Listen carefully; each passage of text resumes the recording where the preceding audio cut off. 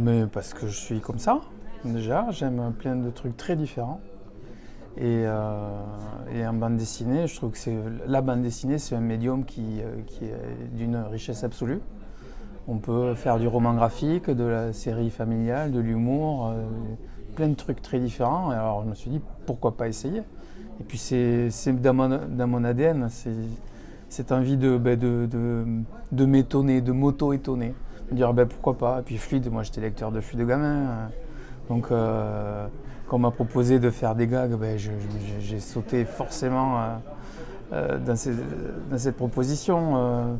J'ai une série qui marche bien et c'est top et je continue. Enfin, toute cette hétéroclité, comme on disait tout à l'heure, tout cet éclectisme fait partie de moi, je crois, de ma façon de fonctionner et ma façon de créer.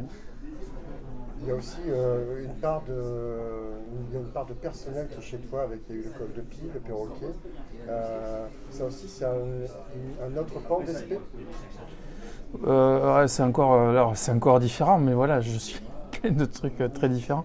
Alors le perroquet, le col de pie, c'est des autofictions, c'est inspiré de ma vie, directement. Le perroquet, en fait, si j'ai fait de la BD, c'est pour faire le perroquet. J'ai mis plus de 30 ans à tourner autour de cette histoire.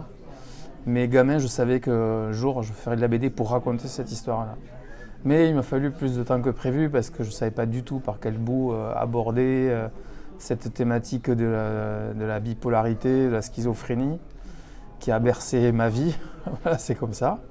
Donc j'ai fait le perroquet et après le col de pie, c'est encore une autre histoire. En fait, le col de pie a commencé par la fin, par une photo qui apparaît à la fin de l'album.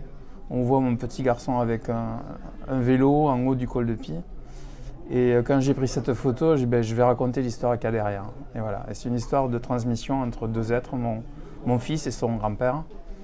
Et c'est à la fois très dur, là aussi, une histoire complexe, mais en même temps très positive, parce que je trouve que c'est une transmission qui amène au bonheur d'une famille, finalement. Sans spoiler, mais... donc c'est très différent, mais en même temps c'est des moments de vie que je voulais pas que ces histoires tombent dans l'oubli, je voulais pas qu'elles disparaissent. Donc en faire un livre, c'était presque égoïste. C'était pour partager ça avec ma famille et dire voilà, on a ce point de repère, on a ça entre les mains. Non, on arrête la série, ouais. On arrête Château Bordeaux. Ouais. La série en tant que telle s'arrête. Ouais. Oui, mais c'est bien d'avoir une fin, une série. Tout le monde dit les gens ne savent plus s'arrêter quand ça marche. Justement, ça marche très bien et on arrête là. En tout cas, cette forme-là de série. Après, on va voir, on ne s'interdit pas de faire un one-shot pour raconter un truc particulier, d'avoir un autre rythme, mais la série en tant que telle s'arrête là. Ouais. Moi, j'avais 12 ans là. J'avais 12 ans, je me revoyais acheter les fluides le vendredi après-midi au petit tabac qui était à la gare de Mazamet. Moi, je suis tarnais. Et donc, j'allais acheter les fluides. Je les lisais en cours de bio juste après. J'étais mort derrière. Et je me suis revu là, à ce moment-là où j'ouvrais le fluide avec cette odeur d'encre de papier au fond de la classe. Et j'adorais ça. Et pour moi, c'est vraiment un rêve de gamin, Mais en fait, je vis une sorte de rêve en bande dessinée. J'ai la chance de faire des choses qui marchent, des choses qui marchent moins, mais dans des univers très différents, où j'ai l'impression de me renouveler et de tenter des trucs. Cette expérience avec Fluide, elle est venue de gags que j'avais fait et que j'ai montré à Hervé Richer, avec qui je venais de faire le col de pie, et qui m'a dit « mais présente-les à Olivier chez Fluide ». Je dis « mais non, Fluide, c'est un monument, jamais de la vie, c'est pas possible ». Et puis Olivier a vu les trucs, on les a montrés au service éditorial, ils ont dit banco aussi. Et voilà, c'est fait comme ça, c'est le hasard de la vie, mais non, c'est top. Et puis on a fait un album, je pensais jamais qu'on ferait un album, pour moi c'était quelques gags dans le magazine. Et voilà, et c'est extra. Ça fait, c'est une ligne de plus dans ma bio particulière. Il y a plein de trucs. Au niveau des projets, donc là je termine Une famille en guerre. C'est une triptyque que j'avais commencé avec Stéphane Piatzek chez Glénat en 2019, qui se passe pendant la Seconde Guerre mondiale. C'est une famille alsacienne qui se déchire au moment de l'annexion de l'Alsace. C'est un scénario qui est topissime, vraiment. Là, je suis en train de terminer le tome 2. Et le tome 2 et tome 3 sortiront l'année prochaine. Donc ça va être un rythme assez soutenu, mais du coup ça va relancer un peu le tome 1 aussi. Ensuite je vais faire une comédie sociale qui s'appelle Le Gigot du dimanche chez Bambou Grand Angle, avec Philippe Pelez au scénario. C'est pareil, le hasard de la vie, on s'est retrouvé à Angoulême il y a quelques années. On s'est retrouvé à côté, lui est de Saïs, moi je suis de Mazamet, on a parlé d'un milliard de trucs, il m'a fait lire le scénario qui se passe à Gaillac, dans le Tarn, dans les années 80, et je dis ouais, il faut que je le fasse, quoi.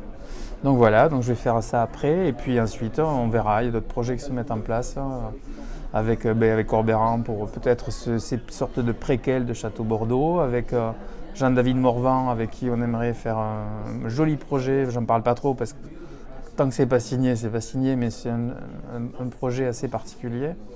Et d'autres auteurs avec qui je suis en contact, avec qui on aimerait faire des choses. Et il y a Fluide aussi, puisque je continue les gags pour Fluide. Voilà, il y a plein de trucs très différents, des projets perso qui se mettent en place aussi. Je sais pas, j'ai une vie assez particulière. Il m'est arrivé 1 milliard de trucs. Alors je dis pas que je refais quelque chose d'aussi noir, mais peut-être parce qu'il y a une histoire qui est aussi proche du perroquet et du col de pie que j'aimerais traiter un jour, à voir si j'ai les reins assez solides pour le faire, parce que j'avoue que quand je fais le perroquet et le col de pie, à chaque fois j'y laisse pas mal de plumes. C'est des histoires très fortes et c'est des histoires qui prennent beaucoup d'énergie. Donc on verra. Et après, il y aura d'autres trucs. On verra bien. Je me nourris de plein de choses, donc ça ressortira. Il y a un projet que j'aimerais faire sur le cyclisme aussi. J'adore le cyclisme. Voilà.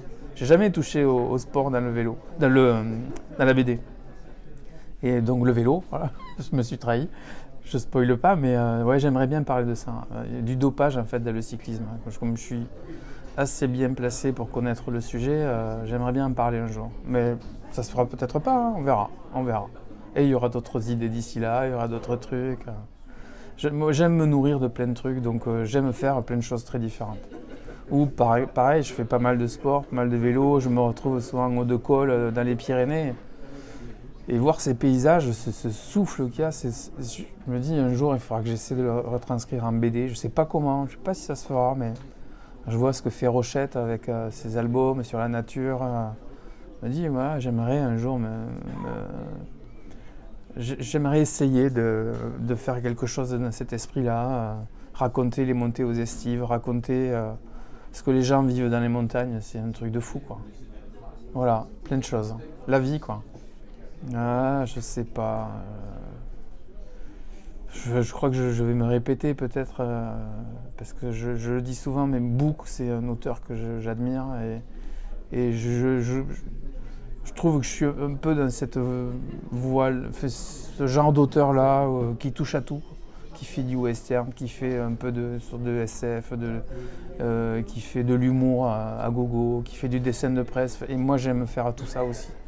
Donc c'est vrai que j'aimerais être... En même temps, je suis assez proche de ce qu'il fait, même s'il a 100 fois plus de talent que moi. Mais ça, je serais curieux de voir s'il a un peu les mêmes neurones que moi, quoi. Des trucs un peu connectés, déconnectés, je sais pas. On doit avoir un truc particulier. Ouais, j'aimerais bien être dans la tête de Bouc, quoi.